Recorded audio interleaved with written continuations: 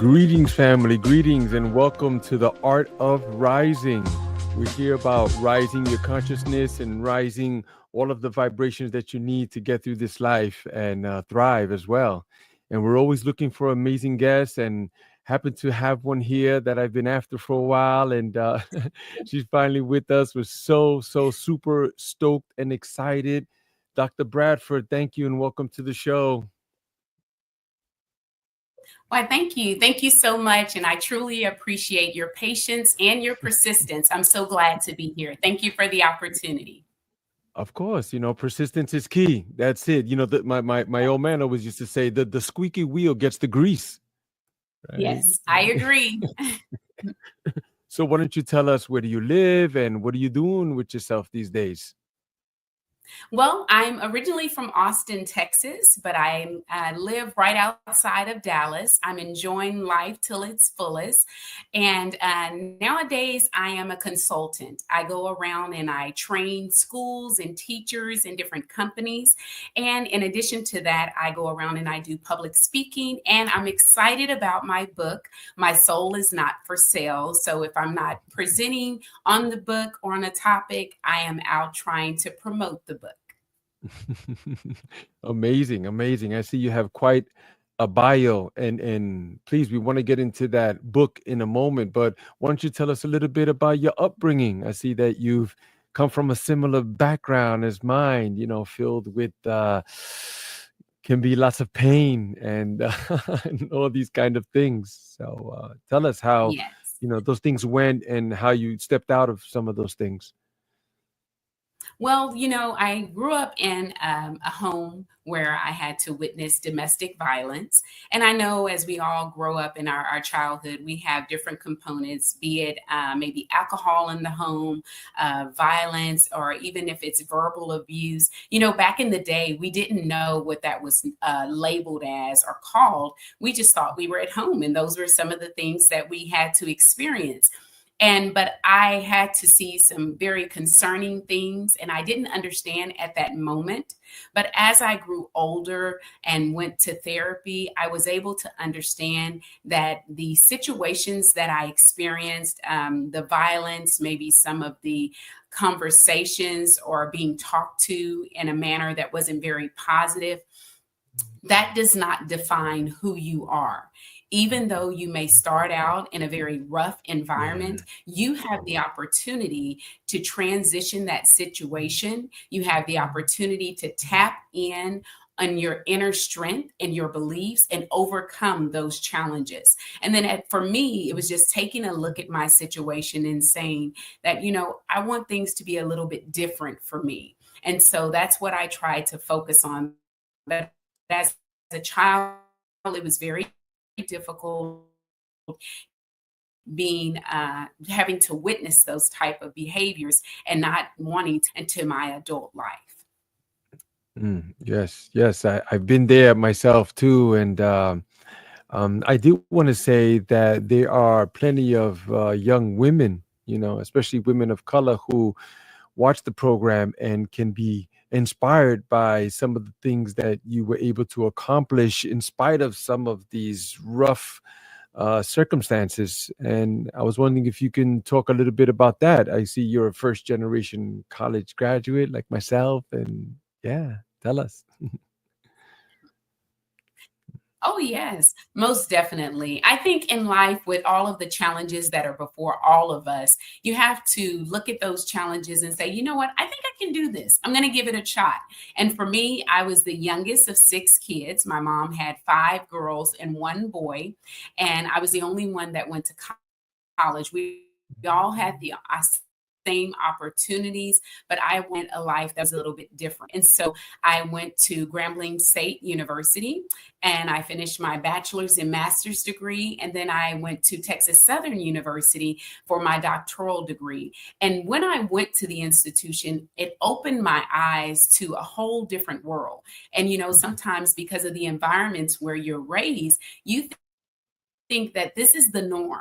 This is how everyone lives. But I was so impressed and excited when I saw the students that I was attending school with, and they were coming from all different states and countries. And they would tell me, yeah, my aunt, and my uncle went to school here, and this is a legacy for us. And, all of mine. I'm like, what do you mean? All of those individuals went to college. And for me, growing up, the expectation was just, we want you to go to high school, get you a good job for the state of Texas, and we want you to retire. That was the expectation.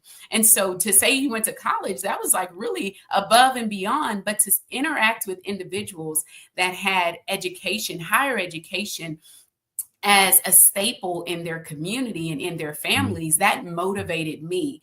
And I'm so glad that I had the opportunity to have my eyes open, because I was able to utilize those experiences to help students in the public schools that I'm able to work with, and also on the college level, to keep them inspired and encouraged. And most of all, so they understand it's not where you start. Let's look at where you start. Let's take the good and the bad. You can always learn from any situation you're in. Focus on the positive. And now let's take that positive information and use that as a stepping stone to get you to where you need to be. Mm. Growing up for myself, I had some of those expectations pushed upon me as well. It was just like, go get a job. That was the biggest thing right there. But then there was other things that were happening at the home too. My dad left when I was 9, and there was too much fighting in the house. And then in the family gatherings as well. Like, here I am, like 6, 7, 8 years old, and enjoying time with my cousins during the holiday seasons, and then a fist fight breaks out right in the living room floor. It was quite shocking, and it affected me deeply, but I didn't know that. Like yourself, later on, you got Yes, some help, yes. and you were like, hey, And I, wait a minute, this is not the norm. I'm sorry, you were yes. saying. And I get that. No, I totally understand. Because, like, for me, I think that individuals, when we go through things and situations, we're raised to be so private.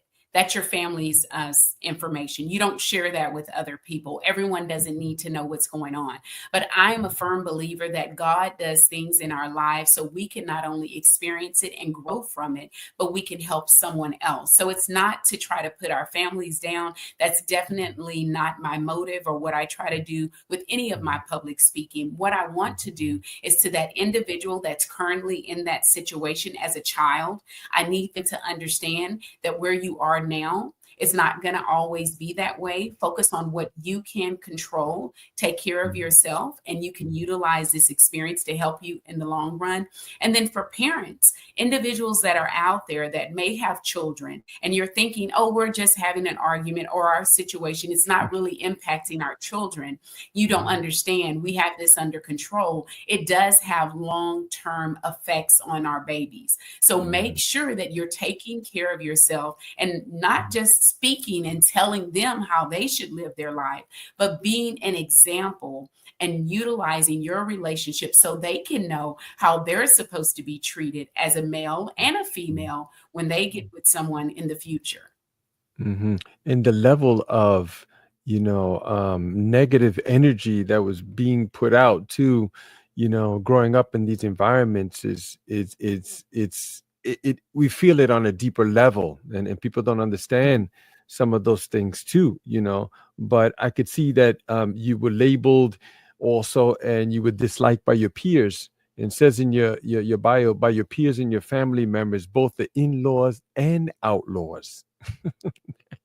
That's funny. Tell us about that. Yes, yes. Because in life, and that's where I came up with the company name, Maintain the Flame. Because in life, you grow up and you have all this excitement and this vigor for life, and you're full of life. I don't care what people think. I'm going to do what I want, and I'm going to live life to the fullest. But then you start to transition into school, public schools. And like for me, I was always different. And so I didn't fit into the normal crowds, because, I knew that my morals and my values, and I knew what was important to me. But then I transitioned and I became married at a young age. And so, my in-laws, the family that I was transitioning into, they had their expectations. And it's kind of like my favorite movie. I don't know if you've seen it, Meet the Fockers. I love Yes. that movie. So they Yes. always talk about, you're not in the circle. You're not in the circle. But I had to understand that just because that's what you did in your marriage and that's what you did in your families, that's what you chose to do. And that's great. But I need you to respect me and my spouse and my children and give us an opportunity to establish our family tradition and our family and what we enjoy. And so people begin, when you do things that's against the grain, you begin to be labeled either at school or if it's on your job. Oh, that's the person. She just doesn't go on with everyone else. She always has to say something, or she always has to stand up for someone else. But that has to do with the integrity that's on the inside. And because I know that my life can have a positive impact on someone else if I just have the ability and the strength to stand up for what's right. Of course, and let us all keep in mind that it's not really to blame these people in those ways, right? Because this is not what it's about bashing. Because if you understand the dynamics of that, this is has been pushed upon them before as well. So they just kind of like Yeah. fall in lock and step, and they don't question things, right? It's just like the water for the fish. When you ask the fish about the fish says, "What water?" Right? They just don't know. They Yeah. just don't know. They don't Mhm. mean anything bad by it. It's just that's their conditioning, and they're just so locked into that. They expect that everyone else should be exactly like that. When we really should be open and Yes. just allow things and just say, hey, well, that's you. There are some villages in Exactly. Africa where they don't ostracize people who have mental, what we would label as mental issues. No, they don't. They make room for them in Africa, in that village, and they allow that to just play itself out. And they're Mhm. much better because of it, as opposed to here where they start medicating and they ostracize Mhm. you and they label you and those type of things. Yeah. Yes. So why I don't you tell totally us? agree with that. All right. Go ahead. Oh, no, go ahead. Mhm. I was going to mention about some of the other things too, right? Because it says here that you had the opportunity to work as a professor and vice president of student services and a teacher and assistant principal, right? Because I'm a little bit aware about those type of politics that go on there too, Oh and the my goodness. campus Yes, yes. principal as well. So yeah, if you could tell us a bit about this climb up this ladder and some of the things that you've had to overcome. Yes.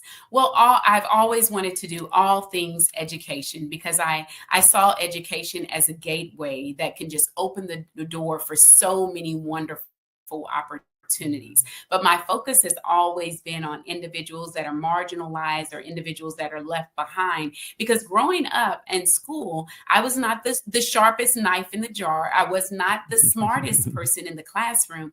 I was just very, very persistent. And so that's where I've been able to utilize my education experience and able to move forward in my career. But as a teacher, I love the opportunities to connect with those students. And it kind of goes back to what you were talking about with the situations at home. Our students are going through so much nowadays that, we all grew up when we were younger and we had different distractions, but there is so much vying for their attention. And there's so much negativity that's trying to steal the life out of our children. And so that's why it's so important for our parents to stand up, to be advocates for our students in school and outside of school, for our parents to make sure that they're connecting with their children on a daily basis, not just giving them that cell phone or that tablet and walking away, but sitting down, moving those technology items out of the way and saying, hey, what's going on? Hey, let's go outside and take a walk as a family. Let's talk about what's going on in class because our children are trying to shoulder so many things as kids that people can't even handle as adults. And so my heart goes out to our students and our teachers that are battling because, teachers are trying to teach And then you have the cell phones going on, you have the Mhm. parent concerns, you have the district expectations, and they are just juggling so many balls in the air and being underpaid at the same time. So, Mhm. education for me is an outlet to reach out to students, to reach out and support teachers and let them know that we're going to get through this together. But most importantly, we're going to make a difference in our next generation that's coming up. And Mhm. so I've loved being in K through 12 and on the college campus, because on the collegiate campus, I was able to connect with students and prepare them for the real world, not just to Mhm. go in and assimilate and Mhm. conform, but to Mhm. go in with the knowledge and the skills to truly make a difference. Mhm. I do feel that teachers should be paid like professional athletes. That's my personal opinion, right? But I also believe that teachers should be held to a higher standard as well, because I am aware of some of the unions that go on, and they kind of slip under the protection of some of these things, and they're not being held accountable in some ways. I'm aware of. I know there was a gentleman in New Jersey. They, what was it, Lean on Me with Morgan Freeman or something? I forgot the name of the teacher or principal, right? Where he was doing things that were Mhm. unorthodox, right? And then it makes me think of the other gentleman who is, the name of the book was something about Superman, and he was doing these types of different schools, and just doing things out the box, and he received a lot of pushback from that also. And these things happen, but people need help, especially young people. I have two young kids in the house, Dr. Bradford. I have a 7 and 9 year old, so I know firsthand about these tablets and the laptops and the TV. The TV alone, like, I mean, we have like 10,000 channels. The TV never goes off, right? Like I was brought up like yourself, like the TV went off at a certain time. Not now. No, TV Mhm. doesn't go off. No, stations are on 24/7, right? So tell us, how do you work with some of these kids that are, moving into these different areas when you meet them, where they are, and prepare them? What about the mindset, and how is it that you able to penetrate some of these deeper things that have been implanted? Well, the way that I work with our students, number one, is I always focus on relationships, and that's with the faculty, the staff, the students. I think relationships are everything. Sometimes we're bombarded with so much that we just get there and we're jumping into work, or we're jumping into the task at hand. But we got to understand, children are children first, just like adults are adults first. Even when you go to work every day, you don't go straight in and say, okay, let me knock out this project, and your head is down from 8 till 5, and then you walk and get your jacket and walk out the door. No, that's not being realistic. You come in, you may chat a little bit, you go get your coffee, you make a lap around the office, and then you kind of get ease into it. It's the same things with our students. And so I like to know my students on a personal level, because these kids come in with so much on their shoulders. And when you talk about accountability, now being in Texas, I'm not used to or have not worked with the unions, but that word accountability is something that really needs to be looked into for everyone across the board. Because yes, we do have different situations where there may be teachers or any employee that you need to take a look at and make sure they're doing things the correct way. But sometimes when there are so many parameters that keeps your hands tied, when you truly want to help students, sometimes you have to step outside the box and keep the students' interests first and foremost in everything you do.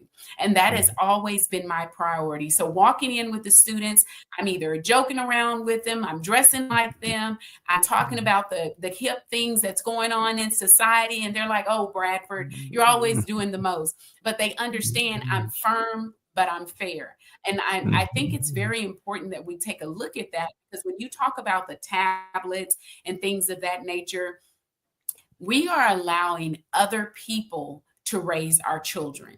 And that is concerning. If you're not a parent, if you're an aunt or a step parent or a cousin, it's very important that we step in and then we understand that yes, we have the television and yes, we have the iPhones and things of that nature, but we cannot blame the device. We have to blame the adults in that situation because you have the power to remove that device. You have the power to set those parameters and know, you know what, we're going to have one television in this room, or on Fridays, that's the only day we do movie night, because you have the power to control what influences your children.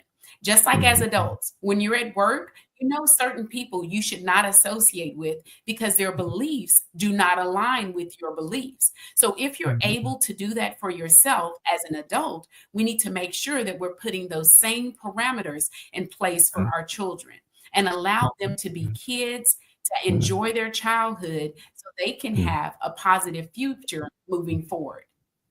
Yeah, I'd like to say that, even here in our household, we do our very, very best. We try to be awake in those ways, and we limit the television. We try not to watch any television Monday through Friday. No, there's no time. What is there time for? Like, there's schoolwork to be done, clean up, the shower, and then there's intimate time with each other. We try to get to bed early, and I try to read them books every single night. So my youngest son, when he was going into this private school, we decided to go to a private one because it was smaller, and we noticed that the public schools were teaching kids at the starting from the first grade. They were starting to question their sexuality, for lack of a better word. So when we learned this, we started shopping around and saying, hey, we don't think that's right, not at first grade, come on. So we're in this private school, and when they went in already, the test that had to be taken was of no challenge, not to them anyway. And then we noticed with my younger child, the teacher, when we had the parent teacher conference, she was telling us who did that to that child. And we were like, what do you mean? And they said, he reads so well. Like, he's just picked up the book and just started reading page by page. Like, who did that? And we would tell him, well, we did. Like, we homeschool our children. School don't just begin when you drop them off, and then when you pick them up, that's it, that's the end of it. No, it's up to us. We feel that way when it comes to our education, and then being with them as well. Like, how many times have you went to the playground, and then the kids go ahead, they go run off, and then the parents are sitting on the bench, scrolling on their phone and like that.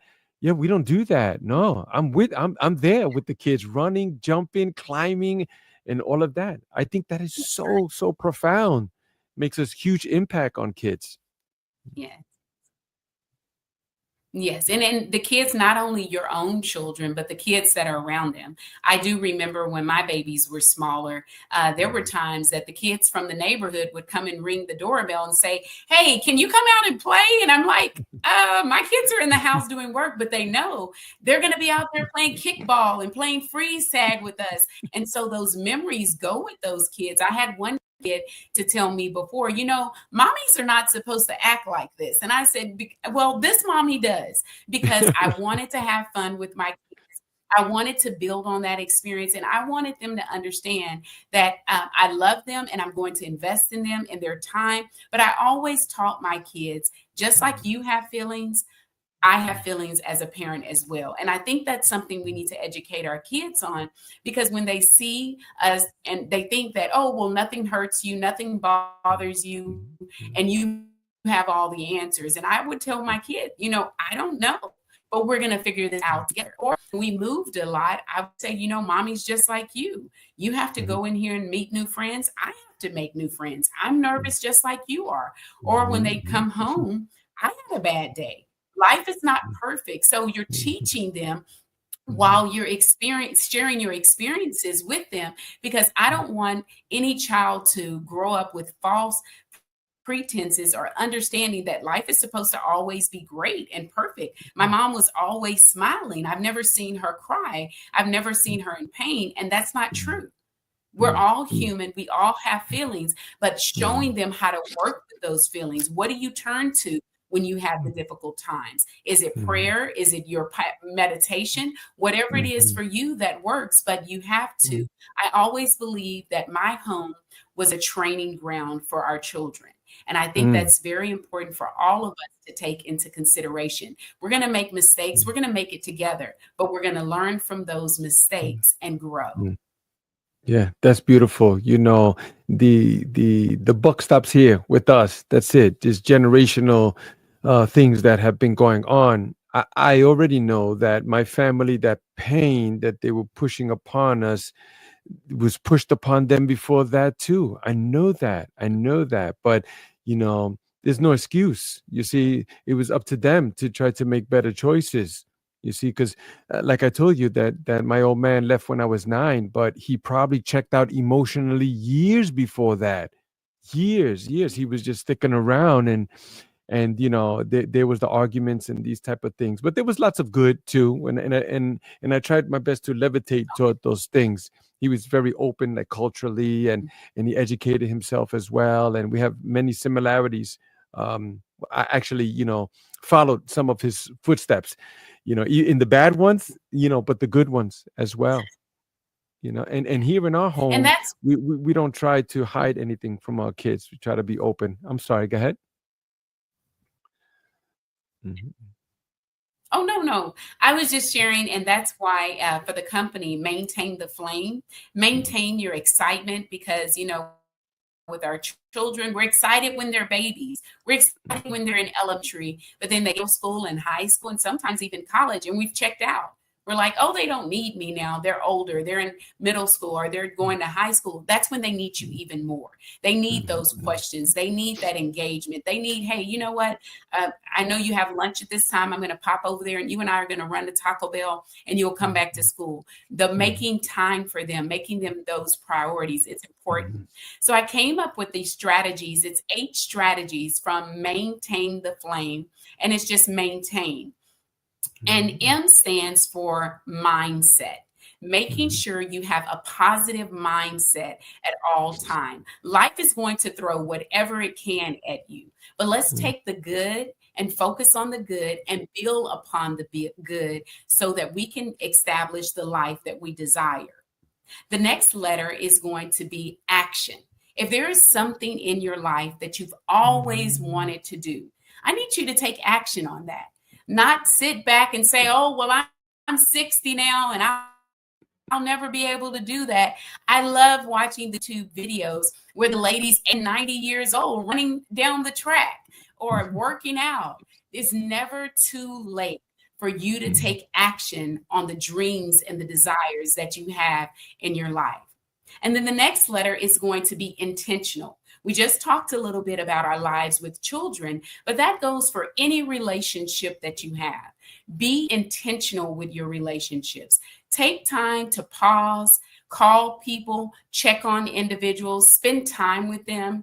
I was fortunate to care for my mother and father before they transitioned. Mhm. And I was very intentional with those moments. And I would do anything to do that again, to be able to have those final conversations, to be able to hold their hand and reassure them. Mm. It's just going life full circle because they were there for me as a child. And I was there to do the same thing for them during their final hours. So being very intentional with the life that you desire. Then Mhm. in, make sure you nurture yourself. Take time to nurture yourself. And it could be something on the surface area, maybe going to get a haircut or working out in the gym, whatever it is that helps to bring you peace in your life. If it's reading a book, if it's at the last 20 or 30 minutes of the night, I'm going to meditate. I'm going to reflect on the positive things for today. I'm going to put some effort into myself and nurture myself. Mhm. The next letter is T, time. Make sure you protect your time. You cannot get that time back. When I was young and at the beginning of my career and chasing that career ladder, I would always make time for my children and my family because I knew I couldn't get those moments back. But sometimes we'll go to work and they're like, I need you to stay at 8. I need you to stay at a 9. And we want to impress them so much. And we're like, wow, but my son really has a football game. But I told him, yes, no, I'm sorry. This is my day and I have to leave at 5. If you don't mind, I'm going to go to this game. I don't mind staying later another day in the week, but I have to be there for my son. So protect your time. A, authenticity. Be very authentic. When you show up to whatever space it's in a relationship, at work and life, make sure you're being your authentic self so that you feel good and you're happy and you're at peace in those environments. The next letter will be for integrity. Integrity is so important. Let's look at the world we're living in today. We look at around and any and everything goes. You just said we're trying to teach kids about sexuality as early as 5 and 6 years old. Let's have some type of integrity and stand up for what's right and not just go along to get along. Integrity, because it says I in, it's what's in you. So stop trying to conform and fit in with everyone else so you can be at peace with yourself. And the last letter is N, non-negotiables. And this one's very important. You have to sit down with yourself and decide, what are my non-negotiables in my relationships, on my job, in my neighborhood? What are some things that I'm not willing to compromise? I'm not saying that you shouldn't be flexible. We all need to be able to adapt and be flexible, but also you need to understand what are your non-negotiables so you can design the life that you desire.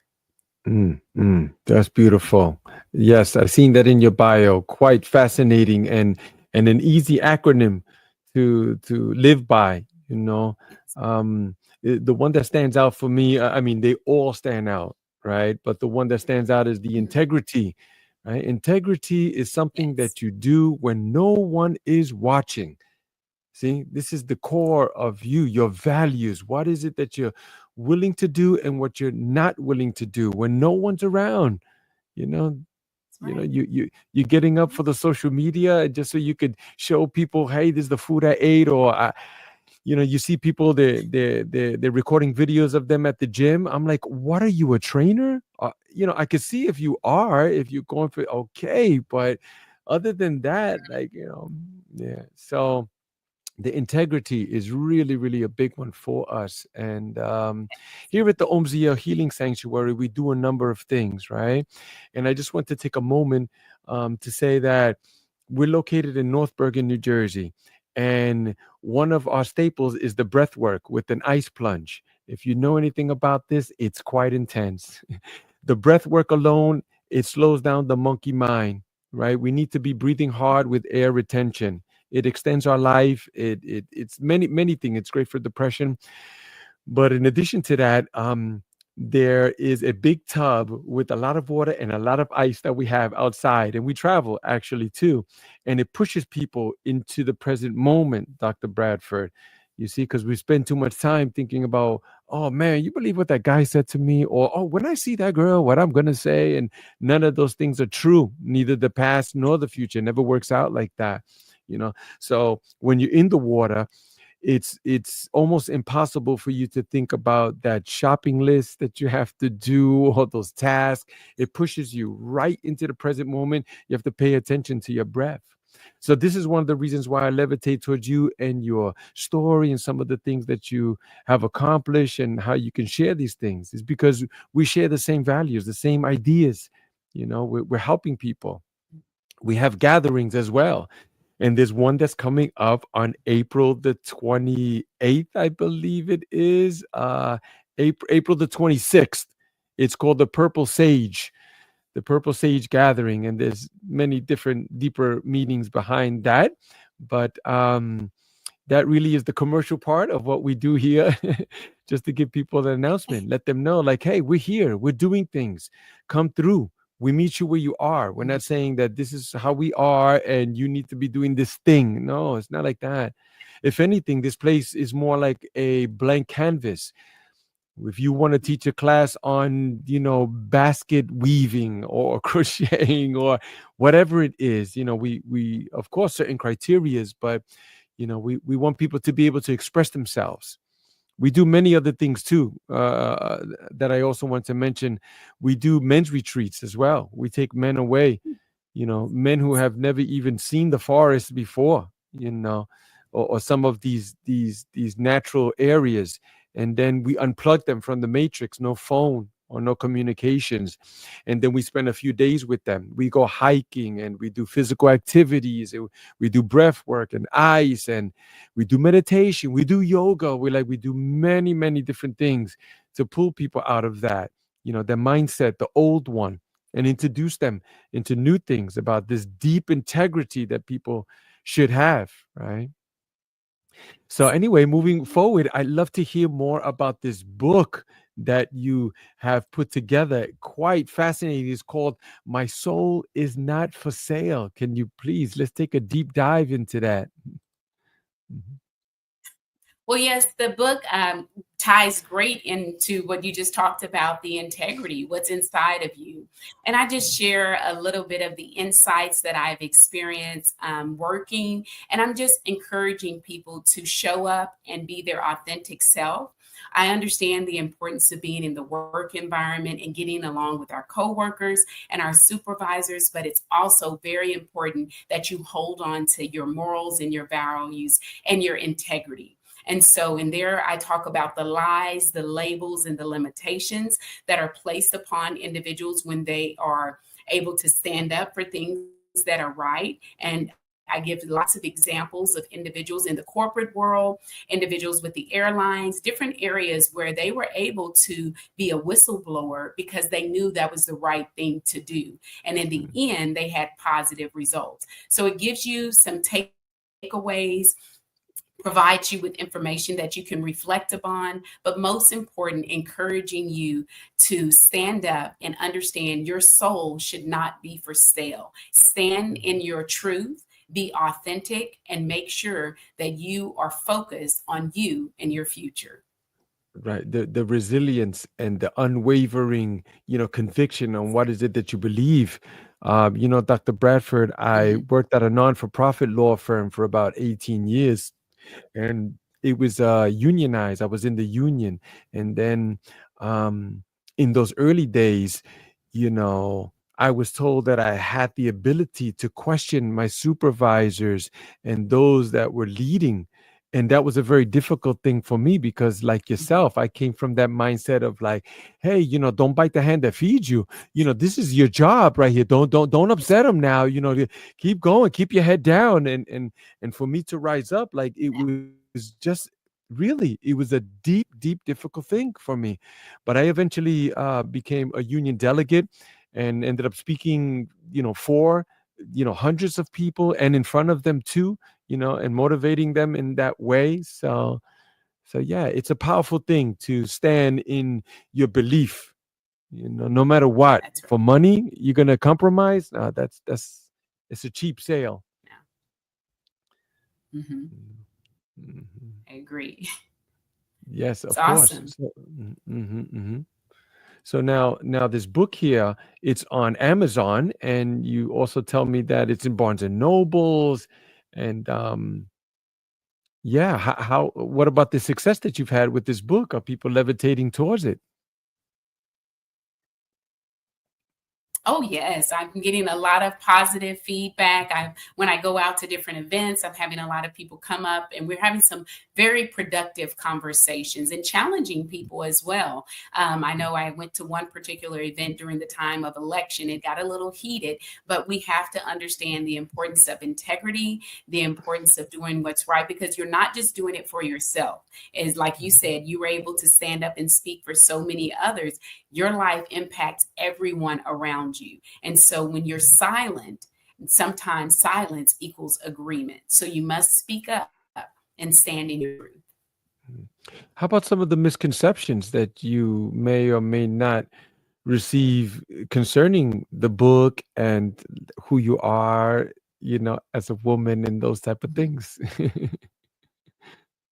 Well, again, it goes back to what it says, the lies, the labels, and limitations. Sometimes there are individuals that may say, oh, she's a Black woman. They're always angry. And it's not that. It's not that I'm always angry, but I just want to have a voice. I want to be Mhm. intelligent enough to have those conversations. But most Mhm. importantly, especially as an educator with a big heart, I want to make sure we're doing things that are right by our children. And that's for Mhm. all children. And be it if they're in a suburban, wealthy environment or someone that's a Title I school district. I want to always advocate for all children to give them the Mhm. best education experience possible. And that means some feathers may be ruffled, but at the end of the Mhm. day, if I'm standing on the policies and the procedures and I'm standing in my truth and it's benefiting those kids, then we're doing the right thing. Mhm. Yeah, I do come from that old school also where kids should be seen and not heard. Yeah, I was often told that even, by my parents as well. Just like, you could say excuse me in the conversation, but not that you're gonna get a word in edgewise. No, no, no, you're a kid. Just go over there and things like Mhm. that. So, whenever I saw someone who was paying attention to me in that way, they stood out for me, and then Yes. I ended up emulating some of those positive aspects of those people. And I made a lot of wrong decisions along the way, but some of the good ones was because of those people like yourself that spoke out and said, hey, yeah, you could speak up. Sure. What's going on? You know, why not? You know, Mhm.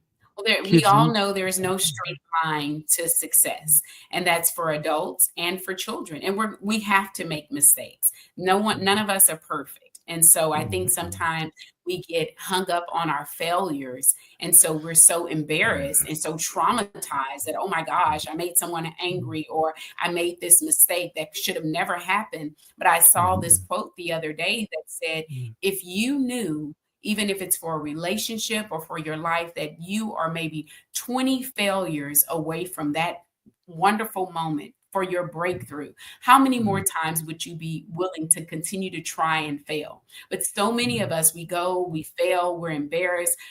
We may be talked about. Oh, I told you that wasn't going to work. And so we just lay it aside when Mhm. we have to have the wherewithal and that in fire on the inside to maintain that flame that I'm going to keep going. I know it's going to work. I got to believe in myself, even when no one else does. And so that's why Mhm. it's so important to maintain your flame in life and don't allow others to blow out your flame, or don't allow others to make it where you say, you know what, you're right. I'm not going to try anymore. You have Mhm. to believe in yourself before anybody else will believe in you. Mhm.